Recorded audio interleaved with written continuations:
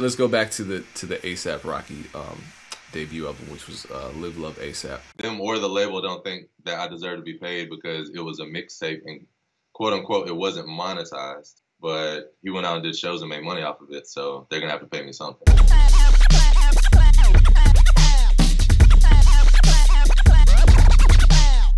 I was just going to ask you that question about selling beats online. So you started right away the first year putting beats up on, you said SoundClick, right? Yeah. I don't remember it like booming. The market was nowhere near what it is right now. It was just maybe just a couple hundred more bucks a month. You know what I'm saying? Like just for a little bit. It wasn't even something that I looked at as like a real source of income because I'll still get my money off hosting tapes in my back catalog for tapes I was selling. But it was just another thing that I was open to. I mean, the thing that really crunked me up was doing Starlito's Renaissance Gangster tape. As I was doing that first year of just working on tracks, my homie came through, this guy named J8. He was like, I fuck with these joints. He was like, I'm working with this guy named All Star who just changed his name to Starlito. He was like, you heard that Grey Goose song? I was like, oh yeah, I fuck with that shit, you know? And so he was like, let me send them to him. So I sent him a pack of like 7 beats. And he sent me back 5 songs. He was like, send me back some more. I was like, it's just hard. I loved how he didn't have no song format to the shit. Like one song might just be rapping, might be 47 bars, you know, and the next one might have 1 hook. I was like, yo, I love this style of music. I love breaking the mold. I love learning the rules and then breaking them. And so I sent him another like 8 beats and he did like another 5 songs. And literally from those 2 sessions that he recorded himself, we did Renaissance Gangster.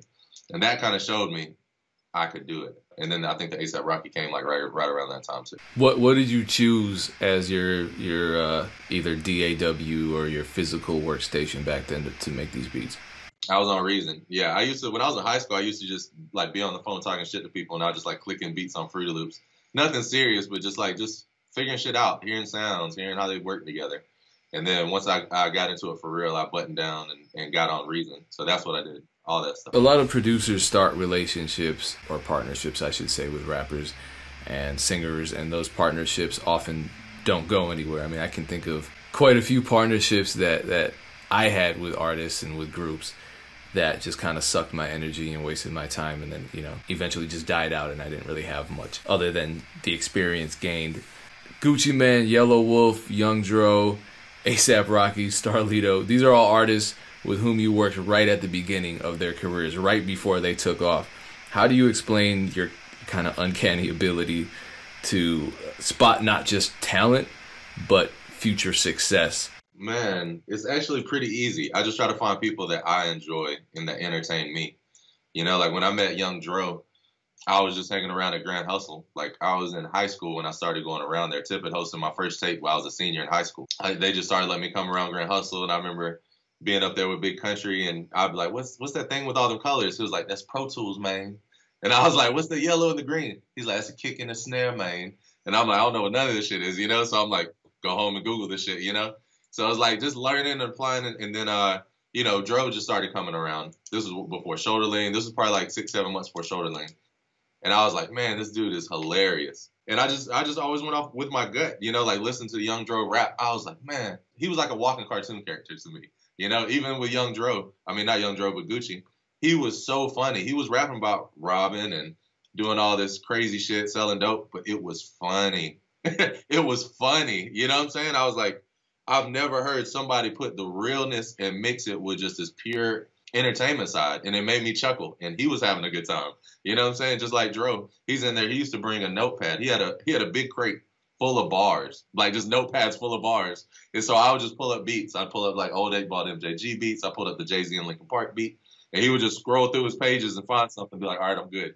And just go rap. And it would just be the most random, like, you know, I'm Kevin Costner. I deserve an Oscar. Da-da-da-da. You know what I'm saying? It's like, who says stuff like this? You know, and it's just like, I feel like if something touches me, if it affects me, if it makes me feel something, if it evokes emotion in me, it might do that to somebody else. All right, let's play the potentially unpopular opinion challenge real quick. True or false? Young Dro, the most underrated rapper of the last 10 years.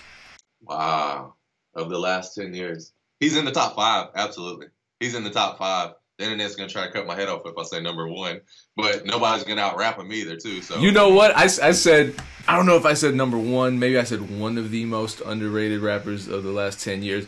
But my head is still here. I think if he would have been more consistent, he would have seen a lot more out of, you know what I'm saying? out of that. That's what I'm realizing too. Everybody that we feel is underrated just hasn't been consistent. You know what I'm saying? Like all the rappers, I'm like, why didn't this rapper blow up, or why didn't? It's like they just didn't consistently have that. You know what I'm saying?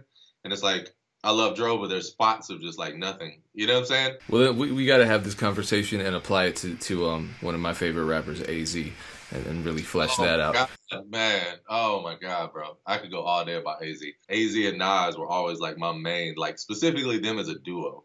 Like I remember making a playlist of all their jams, and I just used to ride to it. Let's go back to the ASAP Rocky debut album, which was Live Love ASAP. That was the album that broke him as an international superstar. I remember I was in New York when it dropped, and I was asking people at the labels, you know, who's the hottest artist out there? They kept saying ASAP Rocky, Purple Swag, ASAP Rocky, Purple Swag. And you had 2 beats on that project. You said those beats were discovered via your SoundClick page, and that was back in, what, 2011? About then, yeah. You said publicly that you were promised in advance for those 2 beats on that project, and you were never paid. Has that situation been resolved? It's being resolved right now.